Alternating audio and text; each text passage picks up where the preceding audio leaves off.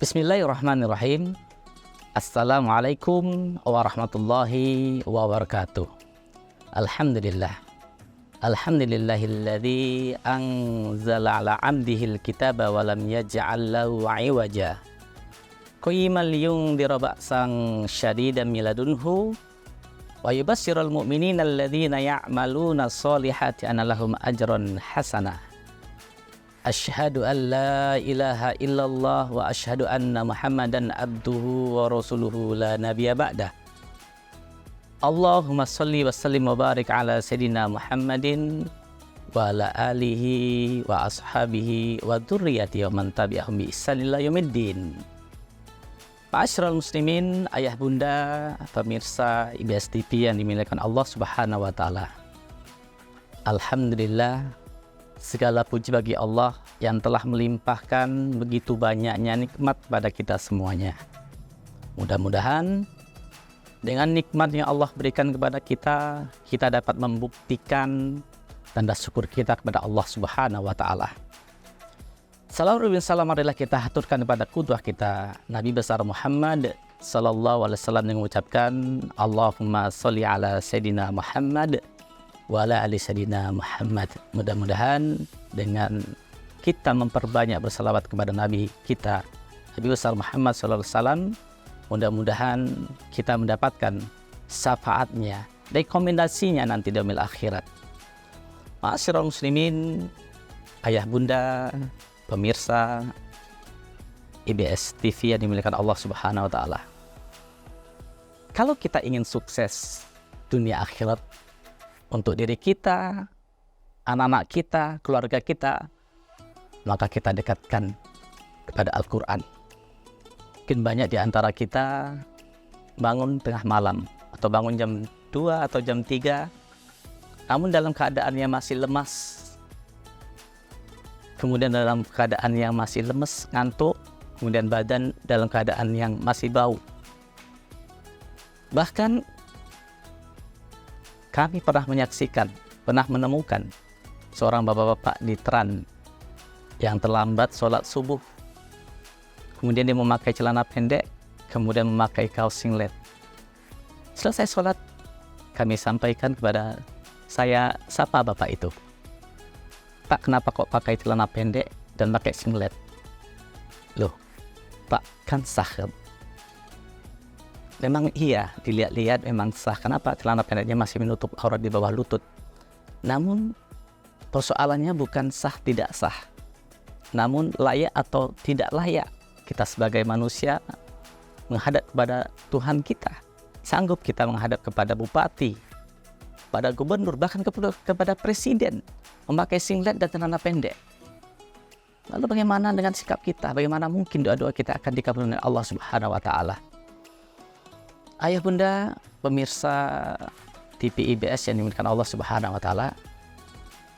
Kemudian ada kewajiban kita sebagai muslim terhadap Al-Quran. Apa aja kewajiban kita terhadap Al-Quran? Yang pertama adalah mengimani Al-Quran itu sendiri.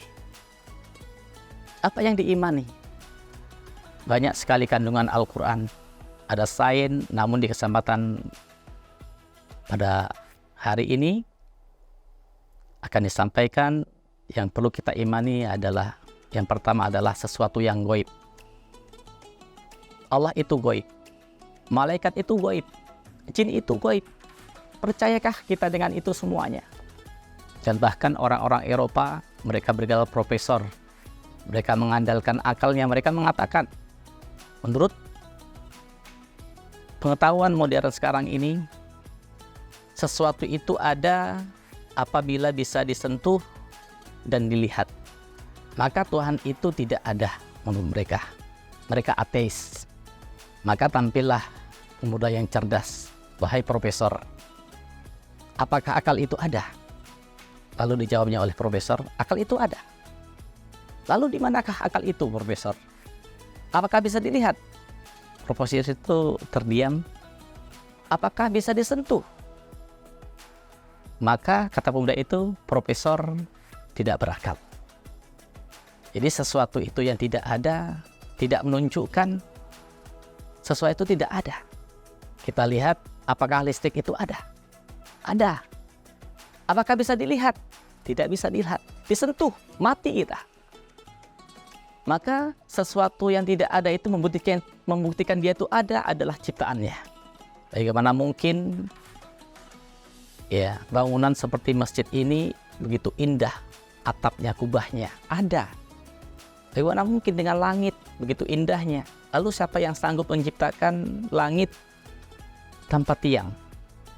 Sebagaimana kita menciptakan, manusia menciptakan kubah, ini perlu tiang. Maka siapakah sanggup yang menciptakan itu semuanya?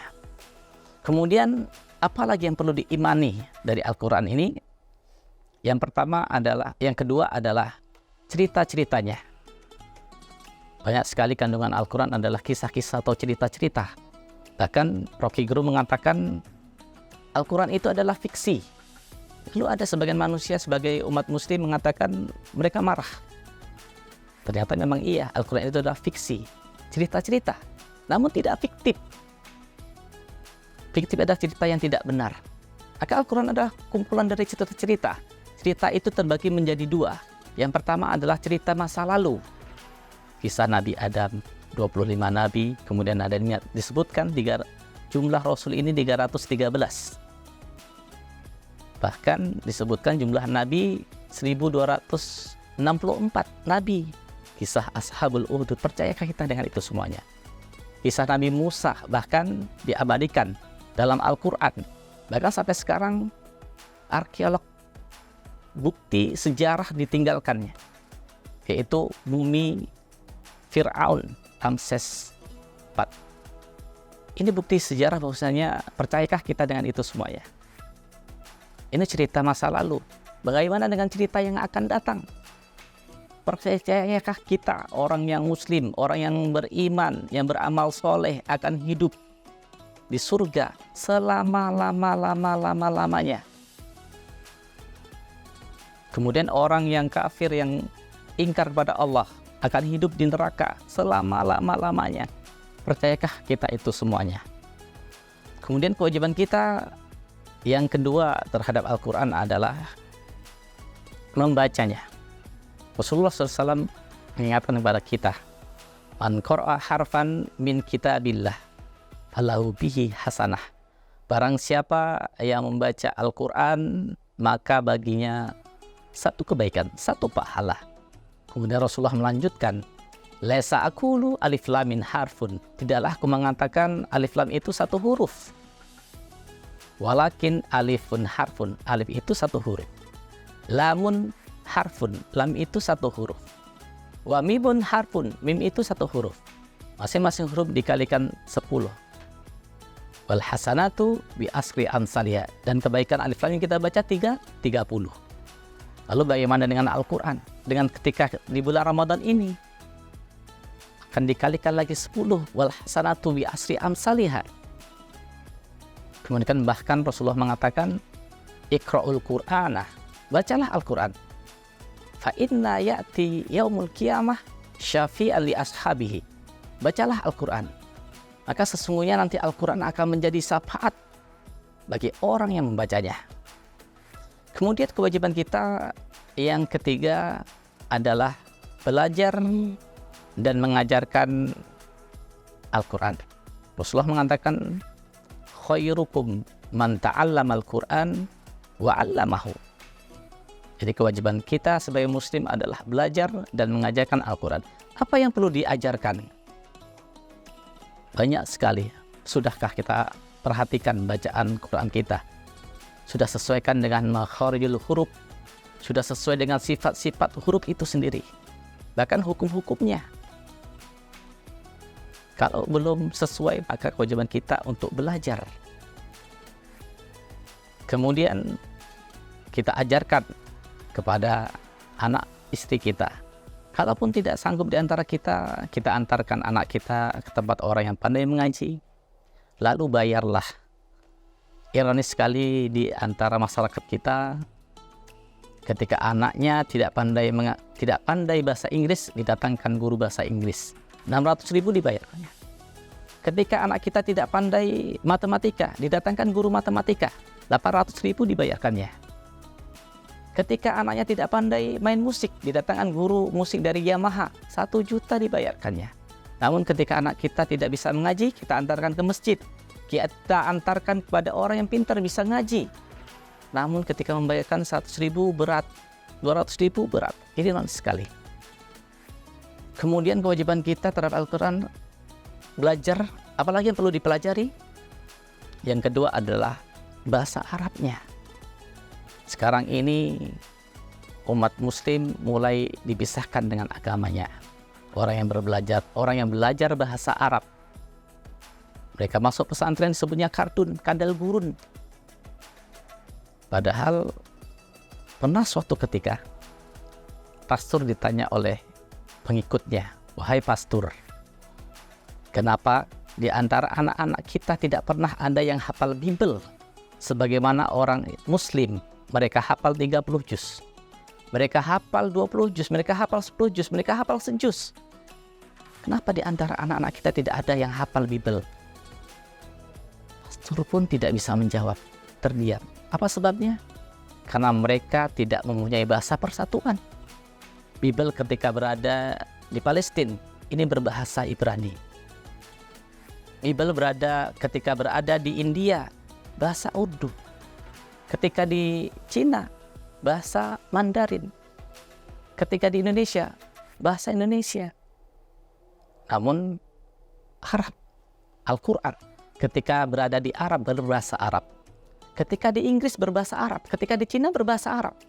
Ketika di India, bahasa Arab, bahkan di Indonesia berbahasa Arab.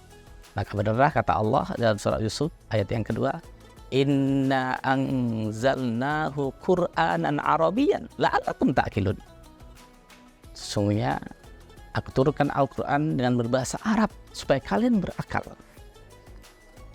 Kemudian kewajiban kita yang keempat adalah mengamalkan Al-Quran dalam kehidupan kita sehari-hari.